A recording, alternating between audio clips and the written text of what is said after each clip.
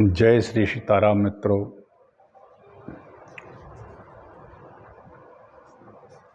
समस्त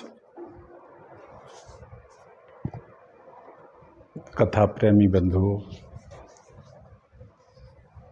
संपूर्ण सनातन धर्म के देशवासियों एवं संपूर्ण देशवासी सभी को मेरा प्रणाम। आइए शिव महापुराण की कथा शुरू करते हैं। शिव महापुराण पिछले कई दिनों से चल रहा है। शतरुद्र संहिता में कथा चल रही है। शिव के अवतारों का बड़ा सुंदर वर्णन है। ये कथा मैं रोज टीकमगढ़ मध्य प्रदेश से कहता हूँ। मैं डॉक्टर राजेंद्र मिश्रा, मेरा यूट्यूब चैनल भी है हरि बोल डॉक्टर राजेंद्र मिश्रा के नाम से।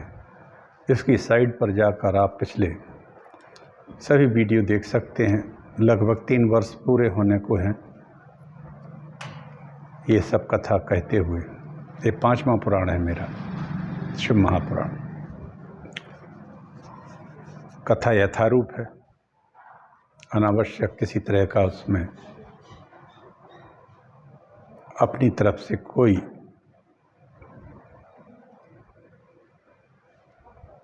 कथा नहीं जोड़ी जाती है। आइए तो हम एक छोटा सा मंगलाचरण करके भगवान शिव के कथा रूपी गंगा में डुबकी लगाते हैं। श्री राम जय राम जय जय राम, श्री राम जय राम जय जय राम। तज्ज पस तदर्थ भावनम, अर्थ और भावना के साथ ही पाठ करना चाहिए। नमोस्तु रामाय सा लक्ष्मणाय देव्यै च तस्यै जनकात्मजायै। नमोस्तु रुद्रेन्द्रियमानिलेभ्यो नमोस्तु चंद्राग्नि मरुद्गणेभ्यः। प्रभु समरथ सर्वज्ञ शिव सकल कला गुण धाम। योग ज्ञान वैराग्य निधि प्रणत कल्प तरुनाम। विश्वनाथ मम नाथ पुरारी, त्रिभुवन महिमा विदित तुम्हारी। चर अरु अचर नाग नर देवा, सकल करहि पद पंकज सेवा। अखंड मंडलाकारं व्याप्तमेन चराचरं, तत्पदं दर्शितमेन तस्मै श्री गुरुवे नमः। वक्रतुंड महाकाय सूर्यकोटि समप्रभा, भवान् निर्विघ्नं कुरु मे देव सर्वकार्येषु सर्वदा। भवानी शंकरौ श्रद्धा विश्वासरूपिण्यो, याभ्यां विना न पश्यन्ति सिद्धा स्वान्तः स्तमीश्वरम्। नारायणं नमस्कृत्य नरं चैव नरोत्तमं, देवीं सरस्वतीं व्यासं ततो जयमुदीरयेत्। नमो देव्यै महादेव्यै शिवायै सत्यं नमः। नमः प्रकृति भद्रायै नीता प्रणताः स्मृताम्। ब्रह्मसत्त्वं देवता दिव्यं, स्त्रीणां बालधनं चयत। दत्तं हरति यो भूयाष्टै स विनश्यति। वाल्मीकि रामायण में कहते हैं वाल्मीकि जी, ब्राह्मणों का, देवताओं का, स्त्रियों का, बालकों का, अनाथों का जो धन लूटता है या जो इनका गर्दन मरोड़ के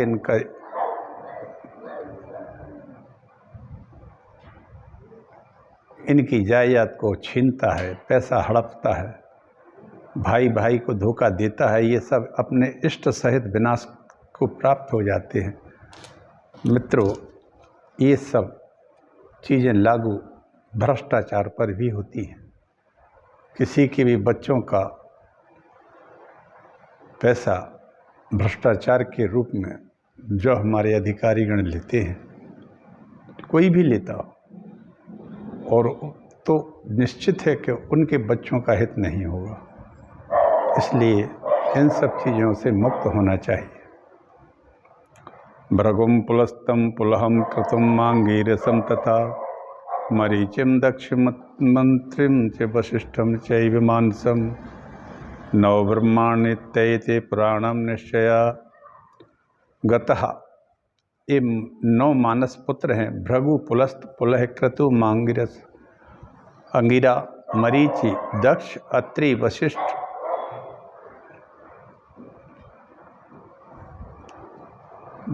भस्म, संदिग्ध, सर्वांगो, रुद्राक्षाभरणान्विता, शिव शंकर सर्वात्मन श्री मातर जगदम्बिके। आइए आज कथा की आगे बढ़ाते हैं और भगवान के अवधूतेश्वर अवतार का वर्णन करते हैं। अभी नभग चरित्र को कहा, जिसमें भगवान का कृष्ण दर्शन स्वरूप हुआ। कृष्ण दर्शन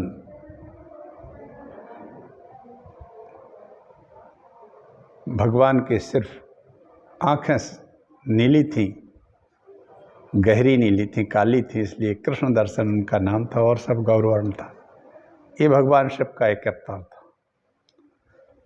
एक समय इंद्रादि देवता देवगुरु बृहस्पति के साथ कैलाश पर गए।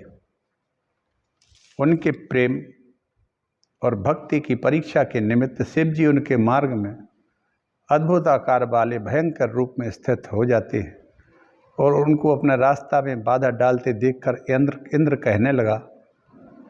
तो इंद्र और बृहस्पति जी कैलाश पर शिव जी के दर्शन करने के लिए गए। शिव जी ने एक छोटी सी लीला की। जिस रास्ते से आ रहे थे वही एक बड़ा विशाल रूप लेके नग्नावस्था में खड़े हो गए। इंद्र को थोड़ा कहा कि नग्न स्थिति में रहने वाले, दिगंबर वेश वाले, तुम मेरे रास्ते में क्यों अड़ गए हो? एक तरफ हट जाओ, जो भी हो। मैं कैलाश पर शिव के दर्शन को जा रहा हूँ, तुम व्यवधान मत डालो। अब इंद्र भगवान शिव की माया से इतने मोहित हो गए कि वो नहीं समझ पाए कि शंकर जी यहीं आ गए हैं। नंदीश्वर कहते हैं, अभिमानी इंद्र की इन बातों का उस भगवान शिव पर तो कोई प्रभाव पड़ा नहीं। उसने कोई उत्तर दिया नहीं। इंद्र ने पूछा, कौतकी, तुम कोई उत्तर नहीं देते? जब इंद्र उस जटाधारी पुरुष पर क्रोध करने लगा और बोला, अरे मूढ़, मेरे बार बार पूछने पर तुम उत्तर क्यों नहीं देता? मैं तुझ पर वज्र से प्रहार करता हूँ। ऐसा कहकर इंद्र ने वज्र को उठाया, लेकिन शिव जी ने उसके हाथ को ही वज्र सहित स्तंभित कर दिया। वज्र हाथ में लेके ऊपर खड़ा का खड़ा रह गया हाथ। इंद्र ऐसा जानकर क्रोध से जलने लगा। शिव के नेत्र लाल लाल होकर उसका भयंकर रूप हो गया। उस समय परिस्थिति देखकर देवगुरु बृहस्पति समझ गए कि ये कोई और नहीं, साक्षात भगवान शिव ही यहाँ आ गए कैलाश से उतरकर। और वो स्तुति करने लगे, देव देव महादेव शरणागत वत्सल प्रसन्नो वो गौरी सर्वेश्वर नमोस्तुते। देवगुरु कहते हैं, हे देवों के देव महादेव, हे शरणागत वत्सल, हे गौरी से सर्वेश्वर, आप प्रसन्न हो जाएं। आपको मेरा नमस्कार प्रणाम है। हे प्रभु, ब्रह्मा विष्णु आदि भी आपकी लीला का पार नहीं पाते।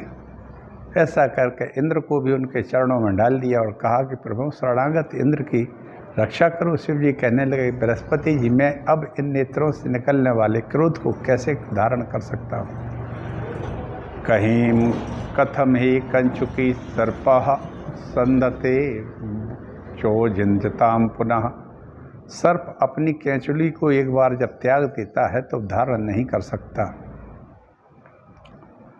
शिव जी शंकर जी कहने लगे, देवाचारी, आपने इंद्र को जीवन दिला दिया है, इससे आज से तुम जीव के नाम से विख्यात हो जाओगे। अब मैं क्रोध को इस क्षार लवण समुद्र में डालकर इंद्र की पीड़ा को दूर कर देता हूँ। ऐसा कहकर शंकर जी ने अपने क्रोध को लवण समुद्र में डाल दिया लेकिन जैसे ही वह क्रोधाग्नि समुद्र में फेंकी, वह तत्काल ही एक बालक रूप में परिणत हो जाती है, वह क्रोधाग्नि शिव जी की, और एक बच्चे के रूप में बदल जाती है। सा जलंधर नामा भूते सिंधु पुत्रो असुरेश्वर, वह जालंधर के नाम से सिंधु का पुत्र हुआ, जिसको देवताओं की प्रार्थना करने पर शिव जी ने ही उसको मारा था।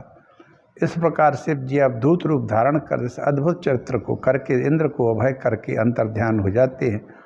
तब सभी देवता प्रसन्न होकर अपने अपने स्थानों को प्रस्थान करके नंदीश्वर कहने लगे, हे मुने, अब आप शिव जी के एक विलक्षण अवतार को सुनो। एक समय विदर्भ नरेश सत्यार्थ, जो शिव जी के भक्त थे, विदर्भ के नरेश सत्यार्थ शिव उपासक थे, युद्ध में वीरगति को प्राप्त हुए। राजा के ना रहने पर प्रजा भी कष्ट में पड़ी गई, अराजकता फैल गई। उसकी गर्भवती रानी जंगल में शिव जी का चिंतन करने चली गई। वहाँ एक सरोवर के किनारे एक वृक्ष था, उसको अपना आश्रय उस रानी ने बनाया। अब ये नरेश, विदर्भ नरेश जो थे, ये तो युद्ध में काम आ गए, मारे गए। तो रानी बचती बचाती किसी तरह अपने आप वहाँ से निकाल ले जाती है। काफ़ी दूर चलने के बाद एक सरोवर के तट पर पहुँचती है, एक वृक्ष के निकट पहुँच जाती है, वहाँ आश्रय बनाती है और एक बालक को जन्म दिया। बालक को जन्म दे दिया। प्यास लगी उस महारानी को, वो सरोवर में जाती है। वहाँ एक मगर ग्राह बैठा हुआ था अपने भोजन की तलाश में। जैसे ही उसने पानी में पीने के लिए झुकी, तैसे ही मगर ने, उस ग्राह ने उसको पकड़ लिया और भक्षण कर दिया। जंगल में उस बालक को रोता देखकर शिव जी की प्रेरणा से एक विधवा ब्राह्मणी उस रोते हुए अबोध बालक को देख आश्चर्य से सोचने लगी, अब देखिए आप, माँ को खा गया मगर, बच्चा अभी जन्म ही हुआ था। वहाँ एक ब्राह्मणी आती है और वो उसको पाल लेती है। और वो सोचती है कि कैसे मैं इसको लूँ, कौन है ये, मैं इसको कहाँ ले जाऊँ, किसका है ये, मैं छू सकती हूँ कि नहीं छू सकती हूँ। नंदीश्वर ने कहा, वहाँ भिक्षुक के रूप में शंकर जी प्रकट हो गए और उस ब्राह्मणी से कहा, तुम खेद और शंका मत करो, तुम इस बालक को पालन पोषण करके कल्याण को प्राप्त हो जाओगी। ब्राह्मणी ने कहा, आप कौन हैं, यह बालक किसका है, आप यहाँ किस कारण पधारे और आपके प्रेरणा से मैं भी यहाँ आई हूँ। उस ब्राह्मणों से भिक्षुवर्य कहने लगे, यह राजा सत्यरथ का पुत्र है। राजा युद्ध में मारा गया है। रानी गर्भावस्था में भागकर छिपकर जंगल में आ गई थी। वहीं इसे उत्पन्न कर सरोवर में पानी पीने गई, वहाँ उसे मगर खा गया।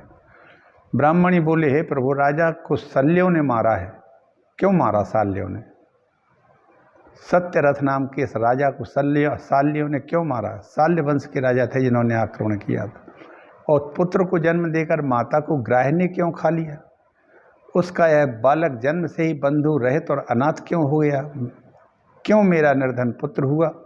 तथा मैं कैसे इन दोनों को सुखी करूँगी? कृपा कर मेरी शंकाओं को दूर कीजिए। ब्राह्मणी ने कहा कि सत्यरथ राजा क्यों मारा गया इन साल लोगों के द्वारा, साल्ब नाम के राजाओं के द्वारा। उसके भी एक पुत्र था। तो बोली, हम भिक्षा मांग के खाते हैं, मेरा पुत्र इतना निर्धन है, मैं इतनी निर्धन हूँ, मैं ऐसा क्यों हूँ? और ये बालक भी इतना अनाथ क्यों हो जाता है, जो कि एक राजा का पुत्र है? ब्राह्मणी का वचन सुनकर भगवान शिव भिक्षुक जो बने थे कहने लगे, सुनो, विदर्भ देश का राजा पूर्व जन्म में एक पांडु नाम का राजा था। ये सत्यरथ नाम का राजा पांडु नाम का राजा था। एक दिन वह राजा व्रत रहकर त्रयोदशी के दिन संध्या को पूजन कर रहा था।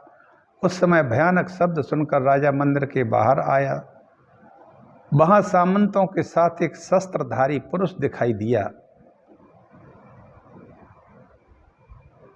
राजा ने उसका सिर काटकर अपवित्र अवस्था में ही रात्रि का भोजन भी कर लिया।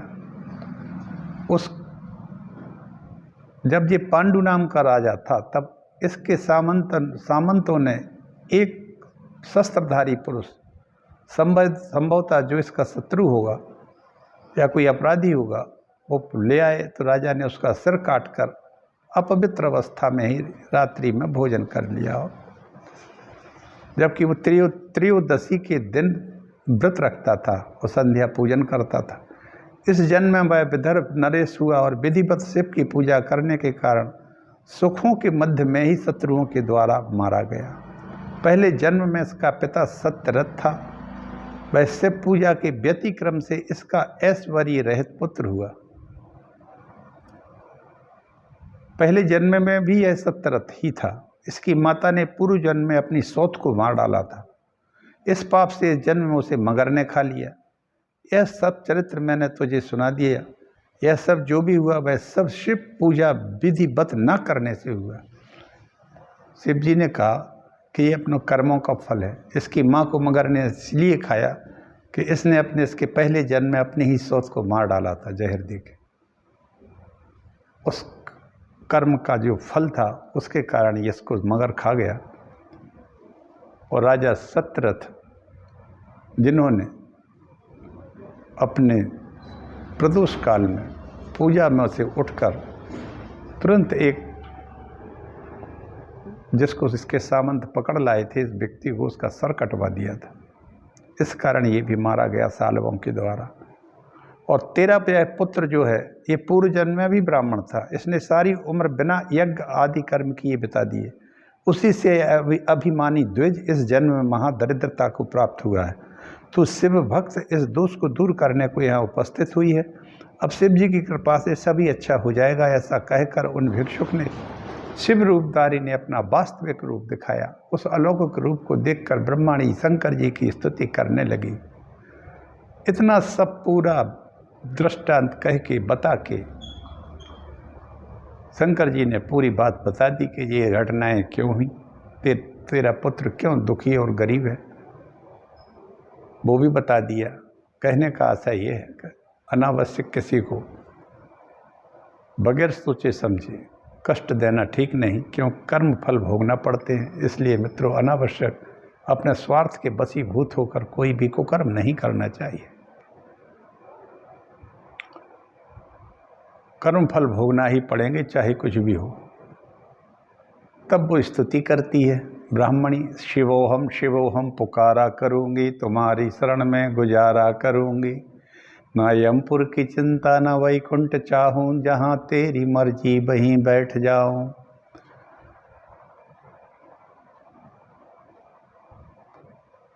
शिव जी वहाँ से अंतर्ध्यान हो जाते हैं। तब ब्राह्मणी दोनों पुत्रों को लेकर एक चक्रा नगरी में उनका पालन करती है, यज्ञोपवीत संस्कार कराकर शिक्षा देने लगती है। एक दिन राजा का पुत्र नदी पर गया। वहाँ उसे एक धन से भरा कलश मिलता है। उसे लाकर शिव भक्ति करते हुए आनंद से उनका एक वर्ष बीत गया। एक दिन शिव कृपा से राजा का पुत्र दूसरे ब्राह्मणी के पुत्र के साथ वन में गया। वहाँ एक गंधर्व द्वारा दी गई कन्या से विवाह कर पुनः शिव भक्ति से राज्य प्राप्त कर आनंद से रहने लगा और पालन करने वाली ब्राह्मणी राजमाता हुई और उसका पुत्र भाई हुआ। शिव जी का यह भिक्षुक अवतार धर्मगुप्त नाम के राजपुत्र को सुख देने के निमित्त हुआ था। यह आख्यान अर्थ, धर्म, काम, मोक्ष को देने वाला है। आइए आपको एक इसके आगे का अवतार का वर्णन करता हूँ। ये शिव का भिक्षुक अवतार था। अब सुरेश्वर अवतार को सुनिए, बड़ी अच्छी कथा है। उपमन्यु है इसका आख्यान है। इसमें नंदीश्वर कहने लगे, व्याघ्रपाद का पुत्र बुद्धिमान हुआ। उसका नाम उपमन्यु था। वह अपनी माता के साथ अपने मामा के यहाँ रहता था। अपने मामा के लड़के को दूध पीता देखकर वह भी माता से दूध मांगता था। माता बीजों को पीसकर आटे को पानी में मिलाकर उसे पीने को देती थी। उपमन्यु बोला, यह दूध नहीं है, तू तो ये बीजों को पीसकर हमें पिला रही है। पुत्र को रोता देख माता बोली, बेटा, शिव की प्रसन्नता के बिना किसी को कुछ नहीं मिल सकता। पूर्व जन्म के कर्मों के अनुसार ही इस जन्म में फल मिलता है। उपमन्यु ने माता से जब यह कहा तब माता ने शिव जी को प्रसन्न करने के निमित्त उपमन्यु को प्रेरित कर दिया। उन्होंने कहा, बेटा अगर शिव जी प्रसन्न हो जाएंगे तो तुझे दूध तो क्या सब कुछ मिल जाएगा। वो अवगर्दानी है, उदार मना है, उदार चित्त है। माता के वचन सर को उपमन्यु बोला, माता यदि ऐसी बात है तो मैं दूध देने वाले शिव जी को ही प्रसन्न करूंगा। ऐसा कहकर हिमालय पर जाकर 8 ईंटों का भवन और मिट्टी का शिवलिंग बनाकर पार्वती सहित शिव का आह्वान करके नमः शिवाय इस मंत्र से वन के पत्ते और पुष्पों से पूजन करने लगा। उस महात्मा उपमन्यु के कठिन तप से चर अचर लोग दग्ध होने लगे। विष्णु आदि देवता उपमन्यु से उपमन्यु के ऊपर कृपा करने का आग्रह करने लगे। शिव जी उपमन्यु की भक्ति की परीक्षा करने के हेतु इंद्र का रूप धारण और पार्वती माता सची बनकर आई। नदियाँ ऐरावत का रूप धारण कर उपमन्यु के पास आई। उपमन्यु कहने लगा, हे देवराज, मैं तो शिव जी को प्रसन्न करने हेतु तपस्या कर रहा हूँ और उन्हीं की कृपा का अभिलाषी हूँ। इस पर इंद्र बने शिव कहने लगे, तू मेरा भक्त बन, मैं तेरी सभी अभिलाषाएं पूरी करे देता हूँ। निर्गुण शिव की भक्ति से कुछ भी नहीं मिल सकता।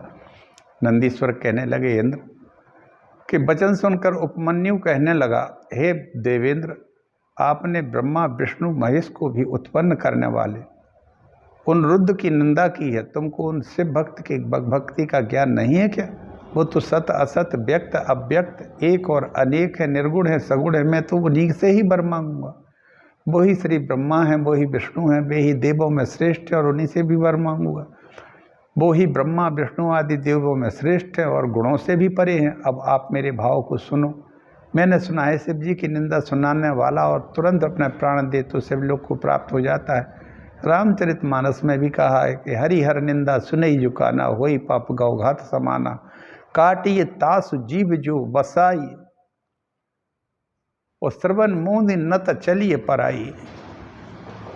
या तो भगवान शिव की जो निंदा करता है उसकी जीभ काट देना चाहिए और नहीं तो कानों पर हाथ रख के वहाँ से चला जाना चाहिए। श्रुता निंदाम भवस्यात् तक्षणा देव संत्यजेत स्वदेहम तन्यत हत्यासु शिवलोकम च गच्छति। हे देवेंद्र, हे देवाधम, अब मैं अपनी दूध के पीने की इच्छा को तो त्यागता हूँ और शिव निंदा श्रवण करने के पाप के कारण अपने प्राणों को यहीं त्यागे देता हूँ। उस आधार से भस्म लेकर उसे अघोर अस्त्र से अभिमंत्रित करके क्रोध से आवाज लगाकर इंद्र के ऊपर उसने छोड़ दिया। फिर अपने इष्टदेव युगल का ध्यान कर अपने शरीर को दग्ध करने की इच्छा से अग्नि की इच्छा की। उपमन्यु द्वारा छोड़े गए अघोर अस्त्र को नंदी ने बीच में ही ग्रहण कर लिया। उसी क्षण शिव जी ने बैल पर चढ़कर त्रिशूल हाथ में लेकर के अपनी कृपा दृष्टि उपमन्यु के ऊपर की। उस समय आकाश से पुष्पों की वर्षा होती है। शिव जी ने आओ आओ कहकर उसका मस्तक चूम लिया और कहा, हे पुत्र, मैंने ही तेरी दृढ़ भक्ति की परीक्षा करने के लिए यह लीला की है। अब बता, मैं तुझे वर देता हूँ कि तू बंधु बांधवों सहित इच्छा के अनुसार सभी भक्ष्य भोज्य पदार्थों का भोग कर मेरी भक्ति में तत्पर हो जा। आज से पार्वती तेरी माता हो गई हैं। तुम निरंतर कुमारपन को प्राप्त होगे। उपमन्यु भक्त दृढ़ भक्ति तेरी मैं प्रसन्न हो वर देता हूँ। घृत दूध दही मधु से पूरित अनगिनती सागर देता हूँ। उन्होंने सब भर दिए सागर उनके से सामने कर दिए। जिसका जो चीज़ चाहिए वो तुझे तेरी इच्छा से पूर्ण हो जाएगी। अजरश्चामरश्चैव तम दुखवर्जिता यशस्वीवर तेजस्वी दिव्य ज्ञानी महाप्रभु। और तू अमर अजर दुख से रहित यशस्वी सुंदर तेजस्वी दिव्य ज्ञानी और महाप्रभु होगा। पार्वती ने उसके सिर पर हाथ रखकर अक्षय कुमार का पद दे दिया। साकार क्षीर सागर क्षीर के समान स्वाद युक्त समुद्र पिंड रूप से निकट स्थित होकर दिया। अविनाशी योगेश्वर्य तथा सनातनी ब्रह्म विद्या आदि उसे दे दिए। उपमन्यु शिव पार्वती के द्वारा प्रदत्त कुमार पद को प्राप्त हो प्रसन्न होकर कहने लगे, प्रसिद्ध प्रसिद्ध परमेश्वर स्वभक्तिम देहि परमाम दिव्याम विचारिणी। हे देवेश परमेश, प्रसन्न हो जाओ, अपनी चरम पुनीत भक्ति मुझे प्रदान करो। ऐसा कहकर शिव जी की स्तुति करने लगा अजरश्चामरश्चित्तं सर्वदा दुःखवर्जितः सर्वपूज्यो निर्विकारी भक्तानां प्रभरो भवा। हे पुत्र, तू अजर अमर होकर दुखों से छूटकर सबसे पूजित होकर निर्विकार हो जा। तू श्रेष्ठ भक्तों में श्रेष्ठ होगा। तेरे बंधु बांधव और गोत्र अक्षय होंगे। तेरा भक्त मेरा भक्त होगा। मैं सदैव तेरे पास रहूँगा। ऐसा कहकर शिव जी अपने परिकरों के साथ अंतर ध्यान हो जाते हैं। नंदीश्वर कहने लगे, हे मुने, मैंने भक्तों को सुख देने वाले इस सुरेश्वर नाम के अवतार का वर्णन किया। यह कथानक मनोरथों को पूर्ण करने वाला और सत्पुरुषों को यश, भोग, स्वर्ग और मुक्ति देने वाला है। इस तरह उपमन्यु का यह आख्यान पूरा होता है। और उपमन्यु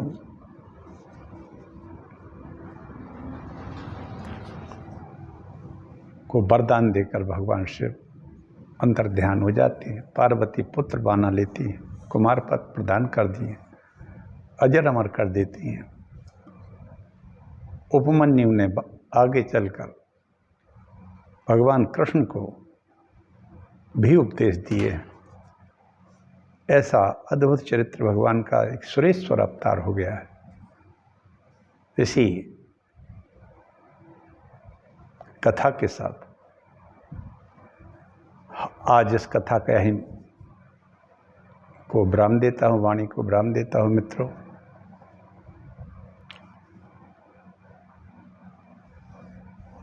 आप सबका भगवान शिव कल्याण करें।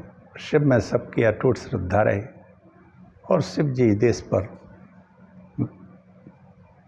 सभी पर धर्म पर कृपा करें। ओम नमः शिवाय।